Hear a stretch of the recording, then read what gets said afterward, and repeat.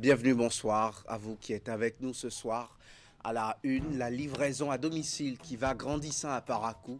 L'activité promet de se révéler comme un levier d'insertion professionnelle de plusieurs jeunes en quête d'emploi.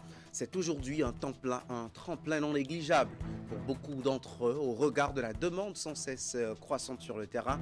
Immersion à suivre dès l'ouverture de cette édition.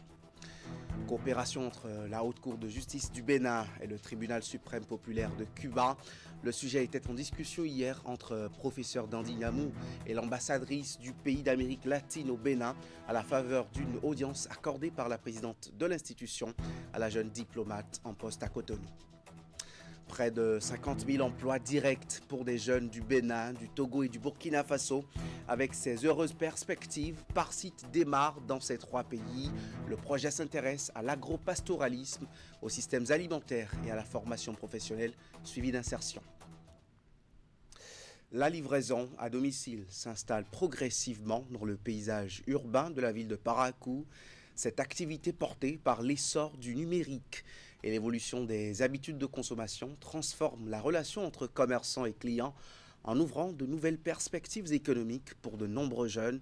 Le secteur, encore en phase de structuration, repose sur des acteurs de terrain devenus indispensables, il faut le dire, malgré des conditions de travail parfois difficiles. Dans la cité des Kobourou, constat avec Ulrich Chabalot et Socrate Adantoni. Parakou, la livraison à domicile s'impose progressivement comme un maillon essentiel de l'économie urbaine. Restaurants, boutiques et clients s'appuient de plus en plus sur ces jeunes acteurs de terrain devenus indispensables dans le quotidien de nombreux consommateurs. Pour les restaurateurs, les livreurs jouent désormais un rôle stratégique. Quand on parle de livreur, beaucoup ont tendance à croire que c'est un boulot qui ne vaut vraiment pas la peine. Alors qu'il faut venir, il faut essayer pour comprendre pour comprendre l'importance de faire des livraisons, parce que ce n'est pas donné à tout le monde de transporter un plat avec un sac au dos et de livrer tout au long sous le soleil, etc. Et tout. C'est un travail, un métier comme tous les autres métiers. Je voudrais déjà appeler à considération pour ce métier-là. Sur le terrain, le métier de livreur n'est pas sans difficulté. Problèmes de communication avec les clients, mauvaise adresse, circulation parfois compliquée ou encore manque de moyens adaptés. Le quotidien reste éprouvant. Tout travail a toujours des difficultés. Mais de notre côté, des fois, ils nous donnent le numéro des clients et le manger n'est pas encore prêt. Quand on appelle le client comme ça, le client, pour le client, il va penser que nous sommes déjà sur la voie. Donc c'est arrivé là-bas, le client peut crier, ou bien nous sommes sur la voie déjà. Le client peut appeler le boss pour dire que le livreur n'est pas encore venu. Donc, il y a aussi des endroits où on va livrer. Vraiment, c'est Dieu qui nous protège. Malgré ces défis, le secteur continue de se structurer. À Parakou, des agences de livraison voient déjà le jour, signe d'un marché en pleine expansion, une professionnalisation progressive qui laisse entrevoir un avenir prometteur. Actuellement, je pense que la livraison n'est pas totalement connue dans la ville de Parakou. Mais nous œuvrons de jour en jour afin de faire mieux connaître l'activité, afin que d'ici 5 ans, 10 ans, que chaque individu sache qu'il a la possibilité de commander quelque chose en étant chez lui et l'obtenir directement chez lui sans même se déplacer. Donc notre vision d'ici 5 à 10 ans, c'est ça. Faire savoir aux gens qu'ils n'ont pas forcément besoin de se déplacer pour effectuer certaines activités ou pour avoir quelque chose qu'ils désirent avoir chez eux à la maison. Dans la cité des Kobourou, la livraison à domicile avance à son rythme. Entre opportunités économiques et défis quotidiens, le secteur pourrait, dans les 10 prochaines années, devenir un pilier de l'économie locale et transformer durablement les modes de consommation. La Confénem entend des conférences des ministres de l'Éducation, des États et gouvernements de la francophonie prépare la divulgation des résultats du programme d'analyse des systèmes éducatifs PASSEC 2024. Depuis hier, les parties prenantes tiennent le 4e regroupement des équipes nationales de ce projet à Cotonou. Hugues Vinigbe et Jocelyn Barriga ont assisté à la cérémonie inaugurale de cette rencontre internationale organisée par le ministère des Enseignements maternels et primaires. Compte rendu. Après les travaux d'évaluation et de collecte de données de Cotonou et Dakar, les équipes de la Confémen se réunissent à nouveau dans la métropole béninoise pour une 4e session. Les assises interviennent dans un contexte où le PASEC 2024 file vers sa phase terminale. Ce regroupement des équipes nationales PASEC vise à renforcer l'implication des pays dans la phase finale de l'évaluation PASEC 2024, tout en les préparant à la diffusion et à l'exploitation des résultats, mais aussi à la transition, vers le cycle d'évaluation PASEC 2028. Un objectif global qui s'éclate en 3 missions exigeantes. 1. Finaliser avec une rigueur chirurgicale les rapports nationaux. 2. Concevoir des plans d'action de diffusion qui ne laissent aucun acteur de côté. Et 3. Surtout, transformer les données brutes en arguments de plaidoyer pour convaincre nos gouvernants d'investir davantage et mieux. Faire de l'éducation inclusive et de qualité une réalité partagée, telle est la vision 2030 des acteurs du PASEC. Si les travaux de cette conférence internationale s'étendent jusqu'au 13 février 2026, la diffusion des résultats d'évaluation est annoncée pour le dernier trimestre de l'année. La présidente de la Haute Cour de justice a reçu en audience ce mardi l'ambassadrice de la République de Cuba près le Bénin. Il s'agit d'une visite de courtoisie de la jeune diplomate de 37 ans, Denise Amoro Salabaria, en fonction au Bénin depuis octobre 2025. Professeur Dandi Yamou lui a présenté l'institution qu'elle dirige à travers ses missions, compositions et visions portées par le Collège de juges.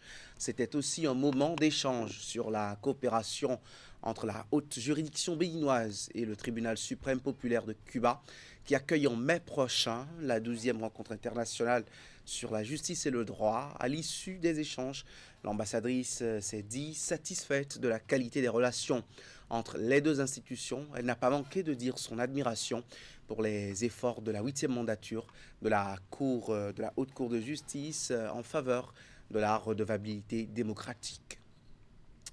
On parle santé maintenant, une bonne santé qui dépend de ce que l'on mange. À ce titre, le petit déjeuner, comme on le dit souvent, est le repas le plus important de la journée. Il doit être équilibré, composé donc de certains aliments fondamentaux pour le bien-être de l'organisme. Ife Kouossi, nutritionniste et diététicienne, nous parle ici de la composition d'un petit déjeuner recommandé. Elle intervient au micro de Franck Aounou et Mariette Doumassi. Quand vous n'avez pas mangé depuis 21h ou 22h et que vous avez dormi, votre corps est rentré dans ce qu'on appelle une période de jeûne. C'est-à-dire que vous n'avez pas mangé. Quand vous dormez, vous ne mangez pas. Donc, votre corps utilise vos réserves pour continuer à faire fonctionner votre organisme. Votre cerveau continue de fonctionner, votre cœur continue de fonctionner, vos reins continuent de fonctionner. Donc, tous ces mécanismes-là utilisent de l'énergie. À votre réveil, votre ventre, il est vide. Vous sentez une envie de manger si vous avez l'habitude de manger. Et là, vous devez normalement manger. Qu'est-ce qu'on mange au petit déjeuner? On mange quelque chose d'équilibré. Des légumes, des féculents. Par exemple, parfois, si vous voulez, un fruit et des protéines. Quand votre assiette n'est pas équilibrée, ne contient pas la plupart de ces groupes-là, notamment des légumes, vous avez envie de grignoter juste après parce que vous n'avez pas apporté à votre organisme suffisamment d'énergie, suffisamment de choses pour qu'il puisse tenir la journée, pour qu'il puisse tenir 3 heures, 4 heures après votre petit déjeuner. Dans l'habitude alimentaire de bon nombre de Béninois, le petit déjeuner est souvent composé de thé sucré, de pain et par moments une composition qui favorise les envies constantes de sucre tout au long de la journée selon la nutritionniste qu'on retrouve. Et ça entraîne des mécanismes qui par la suite vous réclament encore du sucre. Non, ce qui explique en fait vos envies sucrées après le petit déjeuner. Alors pour ne pas craquer, il y a plusieurs mécanismes. Déjà, il faut reconnaître dans quel mécanisme on est. Quand vous avez une envie très sucrée, vous avez 2 choses à faire, ou 3. Vous pouvez partir sur un aliment sucré qui est moins dangereux pour votre organisme, notamment les fruits. Donc, vous pouvez garder sur vous, par exemple, une mandarine, une clémentine, une pomme, une petite banane. Ça satisfait votre envie sucrée, puisque ce sont des fruits sucrés, mais sans endommager votre santé. D'accord. Maintenant, ce qu'on pourrait éviter, c'est par exemple les biscuits, le chocolat, les bonbons. Eux, ce sont des aliments sucrés, mais en plus d'être sucrés, ils pourraient être nocifs à votre organisme, surtout si vous abusez. Généralement, on ne se contente pas d'un seul bonbon. Quand on a envie de prendre des bonbons, on en achète 10, 12, et puis à force de prendre un, de prendre deux, on ne s'arrête plus. Et là, dans la fréquence, ça pourrait devenir dangereux. Donc, pour éviter de trop craquer, c'est l'hydratation. Gardez une bouteille d'eau, vous buvez de l'eau. Après, si l'eau ne satisfait pas, n'arrive pas à calmer cette envie sucrée-là, vous pouvez partir maintenant sur des portions de fruits. Le projet d'appui à la résilience des populations et à la cohésion intercommunautaire au niveau des territoires frontaliers par site en abrégé a été lancé ce lundi à Cotonou. Agropastoralisme, insertion et formation professionnelle, systèmes alimentaires et écosystèmes sont ces différents domaines d'intervention. Le projet va directement profiter à au moins 47 554 personnes au Bénin, au Togo et au Burkina Faso. Il vise à renforcer les capacités de résilience des populations des zones frontalières par une compréhension partagée des risques de vulnérabilité. Virgile Arronéan. L'objectif général du PARSIT est de renforcer durablement la résilience des populations vivant dans les zones transfrontalières du Bénin, du Togo et du Burkina Faso. Face à des territoires marqués par de fortes vulnérabilités économiques, sociales, alimentaires et sécuritaires, le projet ambitionne de favoriser une compréhension partagée des risques, de soutenir une économie locale dynamique et inclusive et de promouvoir une gestion concertée et durable des ressources et des territoires. Le premier point, c'est d'essayer, dans la mesure du possible, de dépasser l'approche sectorielle pour assurer que les différents domaines ne se chevauchent pas, mais travaillent en synergie au développement du territoire. Deuxièmement, c'est que nous positionnons au cœur de nos interventions l'ancrage institutionnel idoine sur les territoires, à savoir celui des collectivités territoriales et de leur regroupement, les intercollectivités. Enfin, le troisième point, l'idée, c'est bien de renforcer l'action publique locale en appuyant la mise en place d'outils d'aide à la décision et de fonds permettant de répondre à la fois aux urgences qui sont présentes sur les différents territoires d'intervention du projet PARSIT, mais également aux dynamiques des territoires. Le PARSIT s'articule autour de 4 axes d'intervention principaux. Permettre une meilleure compréhension locale des enjeux territoriaux et transfrontaliers, agricoles et pastoraux, soutenir des filières agropastorales durables et créatrices de cohésion territoriale, faciliter l'insertion socio-économique des jeunes vulnérables et renforcer les dynamiques locales et la collaboration transfrontalière sur les enjeux territoriaux. Financé à hauteur de 10 millions d'euros par l'Union européenne, le PARSIT sera mis en œuvre au Burkina Faso par le RECOPA, au Togo par le GIVAPAF et au Bénin par les équipes de l'ACAD et de l'ERAD. À la coordination transversale, Actin for Life, Vétérinaires sans frontières Belgique et le réseau Bilital Maromé. Le projet s'étend de décembre 2025 à juin 2029. Dans le cadre de la dynamique de réorganisation de la ville de Cotonou, une opération de libération des espaces publics a eu lieu dans le 4e arrondissement. Une initiative visant à désencombrer les rues occupées jusque-là par des commerçants a permis de redonner un nouveau visage au quartier de cet arrondissement. L'opération fait suite aux instructions du préfet du littoral.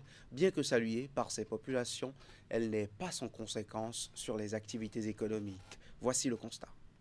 Si la population reconnaît les bienfaits d'un environnement plus propre et plus sécurisé, elle ne manque pas d'exprimer des réserves quant aux conditions de cette opération. Certains commerçants, notamment ceux qui exercent dans l'informel, ont vu leurs activités perturbées, soulignant la nécessité d'un accompagnement du gouvernement pour les soutenir dans cette transition.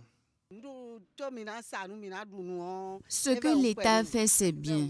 Juste que c'est un peu difficile pour vendre afin de pouvoir subvenir aux besoins.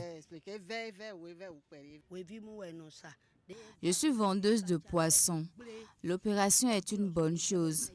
Mais depuis lors, tout a changé. Plus possible de pêcher les poissons. Et c'est difficile pour nous, les pauvres, de s'en sortir. L'intégration de solutions alternatives pour ces acteurs économiques, comme la mise en place de nouveaux espaces de commerce ou une meilleure réglementation, semble indispensable pour concilier développement et maintien de l'emploi. Les riverains saluent la vision du gouvernement. Nous remercions le chef de l'État pour cette vision. Et maintenant, il ne faut pas qu'on s'en arrête là. Il ne faut pas qu'on s'en arrête là parce qu'une fois qu'on a dégagé les gens, il faut aménager. Une ville plus propre, plus fluide et mieux structurée est un atout pour attirer les investisseurs et améliorer la qualité de vie des habitants. En assainissant la berge et en facilitant la circulation, cette action ouvre la voie à une meilleure gestion de l'espace public. Quand ils ont fait le dégagement des berges lagunaires, il y a beaucoup qui sont encore installés dans les voies. Quand on a monté sur le terrain pour voir ça, on a vu que beaucoup de Béninois et Béninoises ont construit des fosses plastiques dans un domaine public. C'est ça qui n'est pas bon. L'effort du gouvernement, il faut qu'on accompagne ça. Nous devons accompagner coûte que coûte pour avoir un Cotonou comme Paris. Quand tout le monde dit, les gens disent je suis à Paris, ce n'est pas donné à tout le monde de vivre à Paris. D'ici là, Cotonou sera comme Paris. Ou pour vivre à Cotonou, il faut avoir les moyens. Pour la réussite de cette opération, le gouvernement devra à cet égard jouer un rôle crucial dans la mise en place de solutions durables, conciliant à la fois ordre urbain et activité économique. Ils passent leur quotidien dans tous les quartiers à faire le tour des maisons dans un rôle non négligeable. Ce sont les intermédiaires privilégiés entre bailleurs et clients pour la location de logements, bureaux ou l'achat de parcelles et autres opérations. Les démarcheurs, depuis quelques années, sont devenus des acteurs clés de la chaîne de l'immobilier au Bénin. Mais une fois en contact avec eux, le martyre se présente sous diverses formes. Dans ce reportage, nous vous proposons les réalités auxquelles les clients sont souvent confrontés en ayant recours aux démarcheurs. Reportage. Plus qu'un service, c'est un passage important dans le processus de location de chambres. Dans la quête de ce besoin immobilier très prisé à Cotonou et à Bomé-Calavi, pour ne citer que ceux-là, des centaines de foyers et milliers de jeunes se réfèrent à ces démarcheurs dans l'espoir de vite trouver satisfaction. Mais cette satisfaction n'est toujours pas au rendez-vous. Cet après-midi, Rodrigue, un jeune proche de la trentaine, est en pleine discussion avec l'un de ses intermédiaires entre bailleurs et locataires. Si tout va bien, si ça marche, on va lancer photo en même temps. Ok. Mais ni quoi. Ça fait déjà plusieurs jours que Rodrigue est à la recherche d'une nouvelle chambre à louer. Mais il est confronté à un comportement qui ne se fait pas rare chez les démarcheurs. J'ai appelé un démarcheur, je lui ai dit que la chambre que je veux que ça soit proche du goudron, et il m'a fait tourner jusqu'à... On est allé dans une zone reculée qui est un peu loin du goudron. J'ai dit, monsieur, ce n'est pas ce que je voulais. Et il m'a dit non, que lui, il doit prendre son agent de visite d'abord avant de m'amener encore dans une autre maison. Le périple se poursuit donc pour ce jeune rencontré à Bomé-Calavi. Tout comme lui, ils sont nombreux à tomber sur ces démarcheurs qui sont parfois à la recherche de plus de profit sur les clients qui leur font recours. Et ces rencontres se transforment en de mésaventures presque inoubliables. Un jour, je devais prendre une parcelle et j'ai commencé le paiement parce qu'ils avaient autorisé le paiement par tranche. Ils m'ont dit que c'était plus possible d'avoir la parcelle que j'avais choisie au début et qu'ils avaient d'autres parcelles dans d'autres localités. Donc, ils voulaient carrément m'imposer leur choix. Même si l'achat n'est pas bonne, tu es obligé de payer. Voilà, et tu seras en train de faire toute cette tracasserie-là jusqu'au jour où tu trouves la bonne chambre. Nombreuses sont ces situations qui transforment de plus en plus le recours aux démarcheurs en un véritable calvaire pour les clients. Une difficulté qui prend de l'ampleur. Mais on peut leur demander d'être un peu sérieux dans ce qu'ils font parce que nous souffrons tous. Ils n'ont qu'à arrêter de se comporter comme ça avec nous. Un appel pour plus de professionnalisme. Un message à l'endroit des démarcheurs qui aujourd'hui sont de plus en plus nombreux dans le secteur de l'immobilier. Ils se doivent de relever le défi de la satisfaction des clients avec moins de goulot d'étranglement. C'est une scène devenue banale et pourtant elle frôle le drame à chaque seconde. À Paracou, le carrefour du marché des pots dans le 1er arrondissement est aujourd'hui le théâtre d'une attitude déplacée sur la route. Motos, tricycles et même véhicules s'y croisent dans un balai où le contresens est érigé en règle. Pour gagner quelques minutes ou éviter un détour, de nombreux usagers n'hésitent plus à défier le code de la route au mépris du danger et sous le regard impuissant surtout des autres conducteurs. Epiphan Chabi, Socrate d'Antoni. Marché dépôt de Parakou dans le 1er arrondissement, une pratique routière semble s'être installée comme une habitude quotidienne, la circulation à contresens. Chaque jour, à presque toutes les heures, des usagers défient les règles élémentaires du code de la route, roulant en sens interdit parfois à vive allure. Le phénomène s'observe particulièrement au niveau du carrefour du marché dépôt, devenu l'un des points noirs de la circulation dans la zone. Sous le regard souvent impuissant des autres usagers, motos, tricycles et même véhicules s'engagent dans la mauvaise direction, créant embouteillage, confusion et risque permanent d'accident. Tous les jours, je vois que les gens roulent sur le sens interdit. Donc, une fois qu'on dit sens interdit, ça veut dire que les gens ne respectent pas. Là, il faut prendre pour aller normalement, là, il faut aller. Ça avait créé des morts ici. Donc, il faut qu'on trouve une solution à ça. Bon, il y a d'autres qui le font innocemment, qui ne savent pas. Mais il y a d'autres qui savent correctement le code de la route. Certains pratiquants de contresens tentent de se justifier, gain de temps, évitement des bouchons ou simple habitude. C'est tous les jours, cela se constate et on ne peut pas éviter ça. Parce que si au niveau de l'entrée du marché, là, ils ont fait une voie pour pouvoir entrer par là, ça serait bon. Mais voir que là où il faut dévier, c'est à plus de 100 mètres.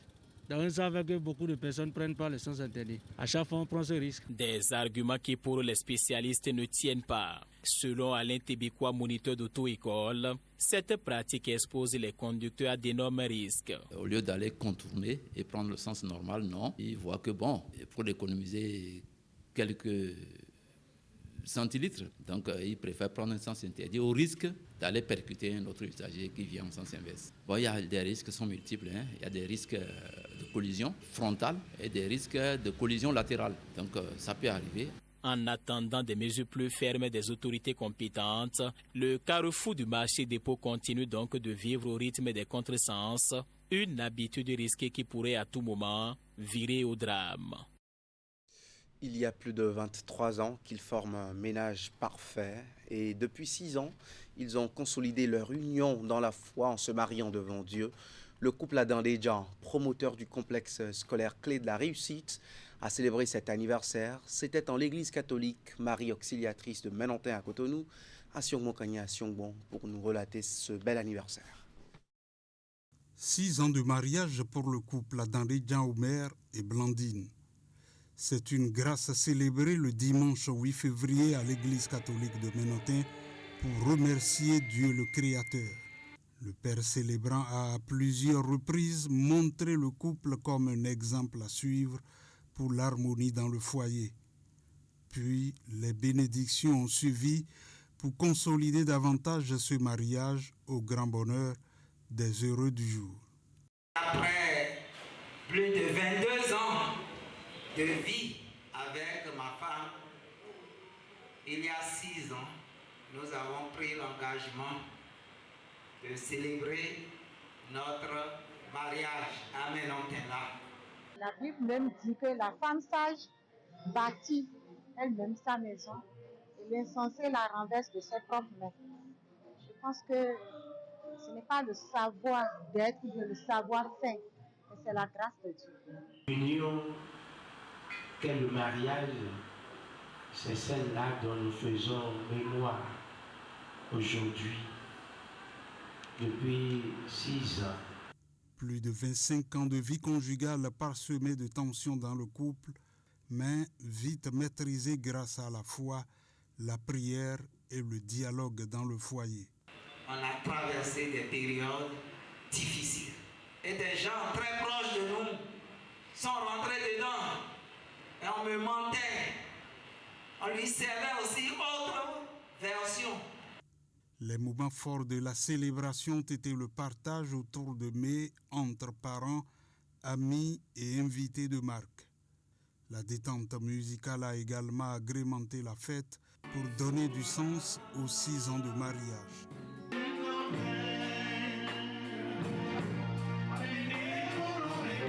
Et voilà, c'est tout pour ce journal. Merci de l'avoir suivi. Politique nationale, qu'attendre des députés de la 10e législature? C'est le thème de l'info continue à 20h. Merci d'être au rendez-vous.